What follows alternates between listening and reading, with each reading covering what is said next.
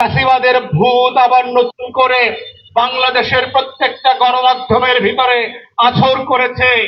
গণমাধ্যমের মালিকানা বদলায় নাই, নতুন করে আবার বিএনপির মিডিয়া সেলের মধ্য দিয়ে হাউসগুলো দখল করার নতুন নাটক দেখতে পাচ্ছি আমরা। সারা বাংলাদেশের গণমাধ্যম 2 মাসের ভিতরে বিএনপিময় হয়ে গেছে। এবং আপনাদেরকে মনে করিয়ে দিতে চাই, এই একই গণমাধ্যম কিন্তু গত 17 বছর আওয়ামীময় গণমাধ্যম হয়েছিল। সত্যকে লুকিয়েছে, জনগণের কথা বলে নাই, জনগণের আকাঙ্ক্ষার কথা বলে নাই, সরকারি দলের ভুল ত্রুটিগুলি তুলে ধরে নাই। আপনারা বোকার স্বর্গে বাস করতে করতে এমন হয়েছে, প্লেনে চড়ে দেশ ছাড়বার সময় চলে এসেছিল।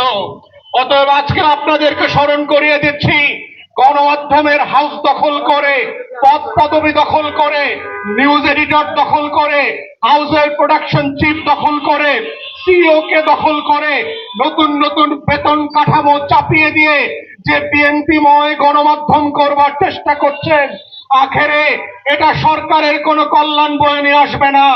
ইতিহাস সাক্ষী, বাংলাদেশের গণমাধ্যম সত্য কথা না বলবার পরেও 24-এ এখানে গণ অভ্যুত্থান হয়েছে।